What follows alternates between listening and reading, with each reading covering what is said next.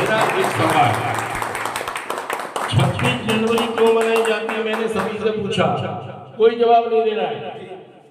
मतलब आप ये नहीं कह सकते नए हैं, ये आप दुनिया में नए नहीं हैं। अगर इनसे पूछा जाए बाण में बनाना किसको कहते हैं, चौक लगाना किसको कहते हैं, स्नैचिंग किसको कहते हैं, जुगाड़ा किसको कहते हैं, समय का अच्छी मिल रही है, तो हमें सब पता है हमें, लेकिन ये नहीं पता कि 26 जनवरी क्यों बनाई। सच कहना मैं जुड़ कर दोस्तों, अगर रिकवरी है तो हम मुस्कुराते हैं, अगर रिकवरी है तो गम नहीं आते। तू है तो दिल धड़कता है, तू है तो दिल धड़कता है, तू है तो सांस चलती है,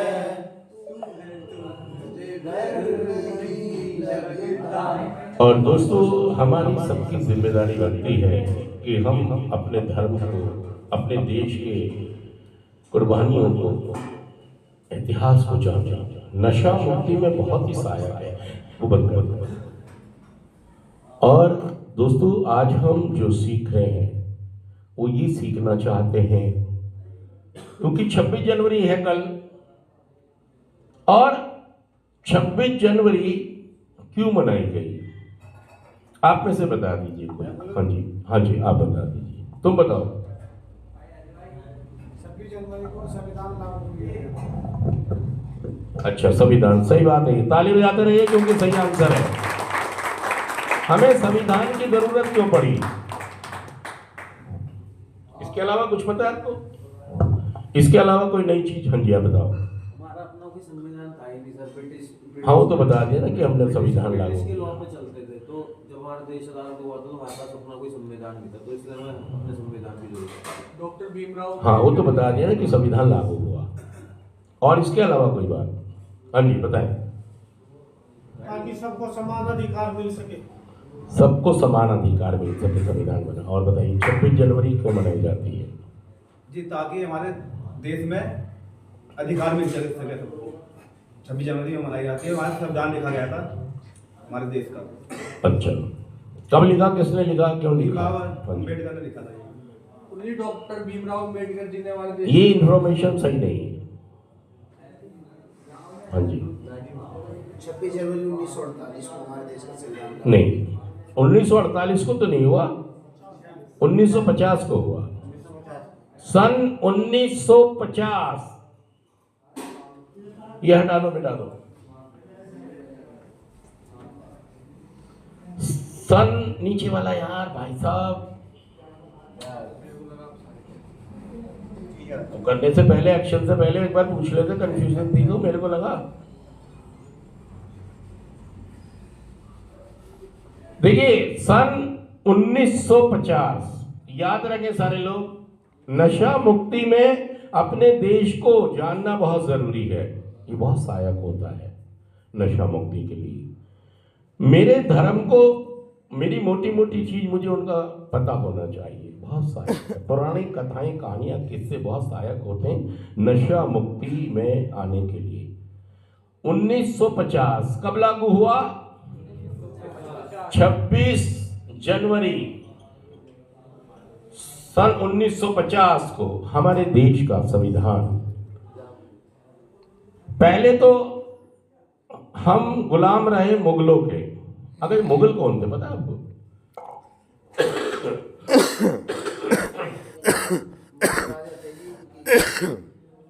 नहीं पता?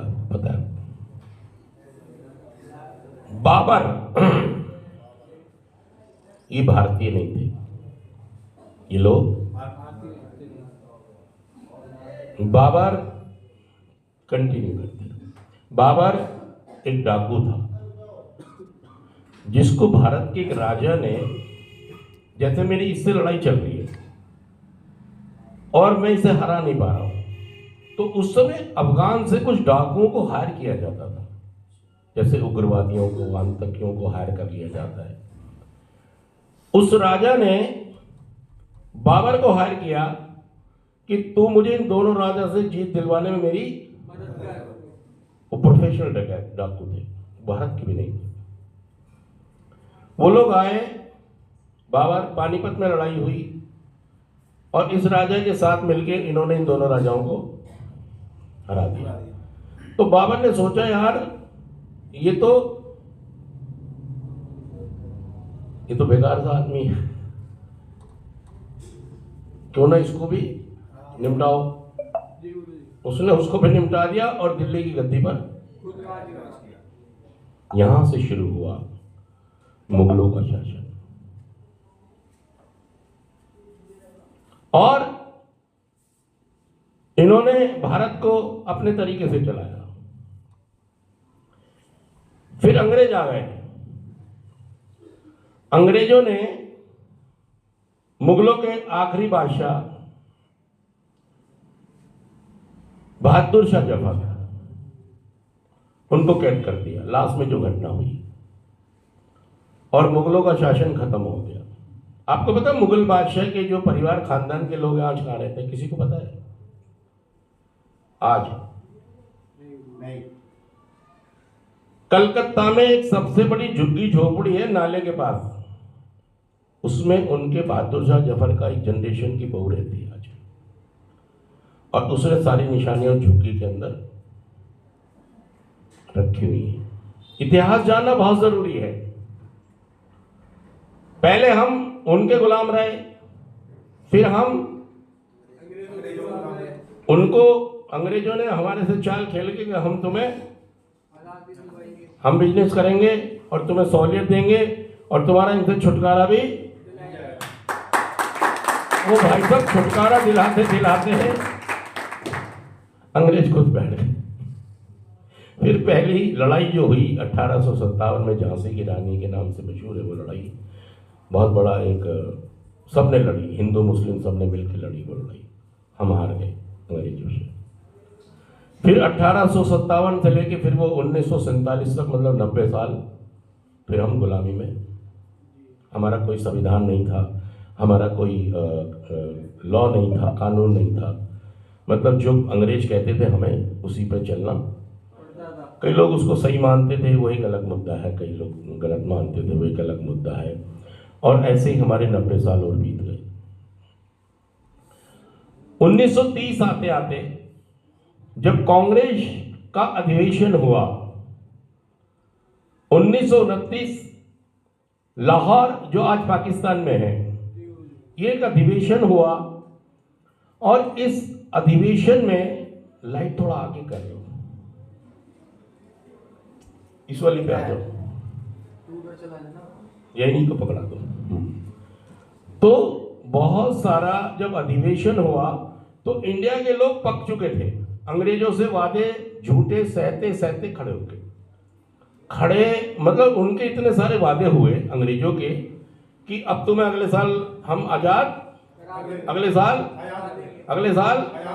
ऐसे करते करते भाई साहब 1929 का 30 का वादा था उनका कि हम तुम्हें 1930 में आजादी। तो 1929 में जब लाहौर पाकिस्तान के अंदर, जब उस पाकिस्तान नहीं था, तो कांग्रेस का एक अधिवेशन चल रहा था लाहौर के अंदर। तो इंडिया के लोग पक चुके थे, कांग्रेस उस समय बहुत पावर में थी। लियाकत अली या बहुत सारे और, जो जुल्फिकार अली भुट्टो और ये जिन्होंने पाकिस्तान के लिए सबसे पहले बोला था, ये सब ने मिलके फैसला लिया कि हम अपना स्वाधीनता दिवस घोषित कर देते हैं इस एक अधिवेशन में, ताकि अंग्रेजों पे एक प्रेशर आएगा और वो हमें आजादी देके चले जाएंगे। लेकिन उस एक अधिवेशन के अंदर पंडित जवाहरलाल नेहरू, हमारे भारत के पहले प्रधानमंत्री, उन्होंने कह दिया कि हमारा संविधान दिवस हम हर साल 26 नवंबर को सेलिब्रेट करेंगे। 26 नवंबर 1929 को ये घोषणा कर दी गई। लेकिन अगले साल अंग्रेज मुकर गए कि अभी तुमने कुछ जरूरी काम करने थे नहीं किए, इसलिए हम तुम्हें आजाद। और जब सारा भारत दिल महसूस के रह गया, लेकिन अब चूंकि इंडिया ने ये अनाउंसमेंट कर चुकी थी कि हम अपना स्वाधीनता दिवस 26 नवंबर को सेलिब्रेट, लेकिन दिक्कत ये हुई कि हम आजाद हुए ही नहीं। अब फिर वो कहानी आगे चली। अब वो कहानी आगे चली तो इसी कहानी में दूसरा विश्व युद्ध आ गया 1945, मतलब 1945 आ गया और दूसरा विश्व युद्ध चलने लगा। दूसरे विश्व युद्ध में जर्मनी ने इंग्लैंड में इतने बम गिराए कि वहां की सरकार उथल पुथल, इंग्लैंड की जो हम पे राज करते थे अंग्रेज। तो जो नई सरकार आई उन्होंने कहा कि भारतीयों तुम हमें सपोर्ट करो, हम तुम्हें आजाद। वहां से कैबिनेट कमेटी के 3 मेंबर्स यहाँ पर आए और उन्होंने भारत को बोला कि आप अपना संविधान लिखो, आप अपना संविधान लिखो और लिखते ही हम आपको आजादी दे देंगे। भारत के अंदर संविधान लिखना शुरू की प्रक्रिया शुरू हो गई। 26 दिसंबर का महीना था, 1946 की बात है, 1946 हमारा संविधान लिखना शुरू हो गया। इस संविधान को लिखने में पहले अध्यक्ष जो थे, संविधान सभा के अध्यक्ष, वो थे डॉक्टर राजेंद्र प्रसाद। नहीं, पहले थे अस्थाई मिस्टर सिन्हा थे जो इस विधानसभा के अध्यक्ष थे, लेकिन वो अस्थाई थे। और 2 महीने बाद इनको हटाकर डॉक्टर राजेंद्र प्रसाद, जो हमारे देश के पहले राष्ट्रपति थे, इनको इस संविधान लिखने की जो समितियां 13 बनाई गई उसका अध्यक्ष बनाया गया और उनसे कहा गया कि तुम संविधान लिखो। 13 कमेटियों का गठन हुआ। कितनी कमेटियां बनी? 13 कमेटियां। और उन 13 कमेटियों में से जो सबसे महत्वपूर्ण एक कमेटी थी जिसको कहते ड्राफ्ट कमेटी, ड्राफ्टिंग का काम था उनका, सबसे महत्वपूर्ण इन 13 में यही थी। और इसके अध्यक्ष थे डॉक्टर भीमराव अंबेडकर। इसके अलावा 12 कमेटियां और थी, उनमें भी सभी विद्वान लोग थे। जो डॉक्टर भीमराव अंबेडकर वाली कमेटी थी, डॉक्यूमेंट्स, बहुत विद्वान थे डॉक्टर भीमराव अंबेडकर, बहुत ही भी। एक बार डॉक्टर भीमराव के लिए जोरदार तालियां दोस्तों, ये बहुत ही काबिल इंसान थे, मतलब इनका शब्दों में बयान नहीं किया जा सकता, इतने काबिल इंसान थे डॉक्टर भीमराव अंबेडकर। इन्होंने उस ड्राफ्टिंग कमेटी की अध्यक्षता की और बाकी जो कमेटियां थी उनको भी अपनी सलाहें, तो जो भी फैसला लिया जाता था वो मतलब सर्वसम्मति से नहीं लेते थे, मतलब 13 कमेटी शामिल होंगी तभी होगा। वो पर्टिकुलर जो एक कमेटी होती थी वहां कुछ फैसला होता था वो अपने आप ले लेते थे, उनके सबके अध्यक्ष अलग थे। लेकिन ये माने आप कि वो हीरे मोती थे भारत के, मतलब विद्वान लोग थे सारे। तो ये शुरू हुई एक प्रक्रिया कि हमें अपना संविधान बनाना है, क्योंकि अंग्रेजों ने कहा था कि जिस दिन तुम अपना संविधान लिख लोगे हम तुम्हें आज़ादी। तो 1946 से हमारा ये संविधान लिखना शुरू हुआ और कितने दिन में तैयार हुआ हमारा संविधान बन गया? किसी को पता है? तुक्के ना मारे।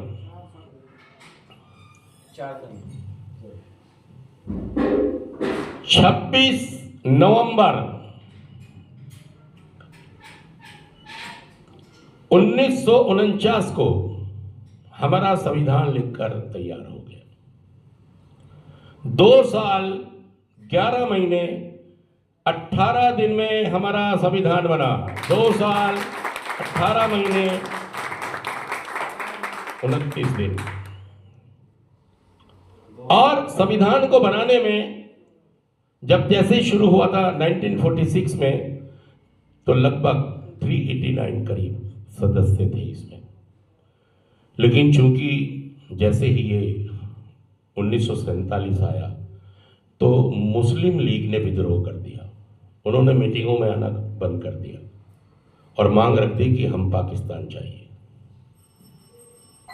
तो 1947 में बहुत लड़ाइयाँ हुई, झगड़े हुए, बहुत सारी चीज़ें हुई, क्योंकि बंटवारा हो रहा था।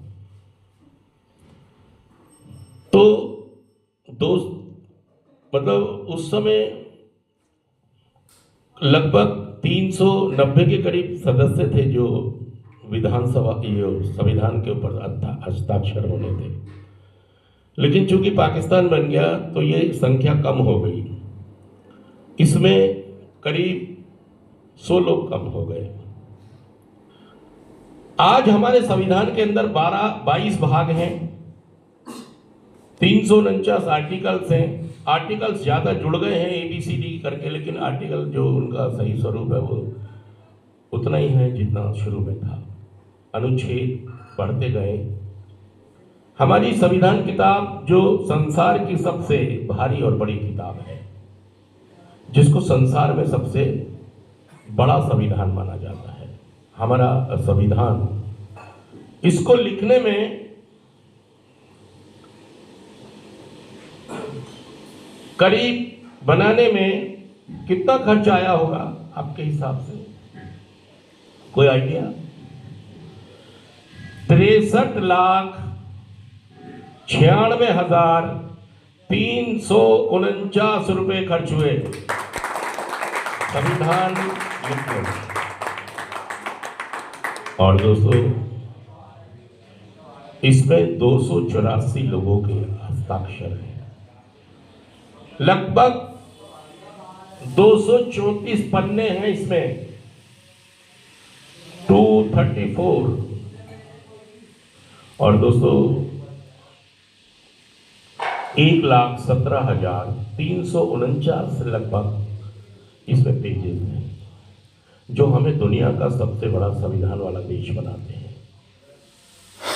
और संविधान जैसे ही हमारा बना तो चूंकि हमारे पास अपनी कोई, हम जो अधीन होता है एक आदमी, तो हम अपने स्वयं के अधीन नहीं थे।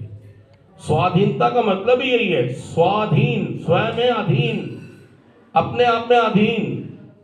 मैं दूसरों पर निर्भर नहीं हूं, अधीन नहीं हूं मैं किसी का।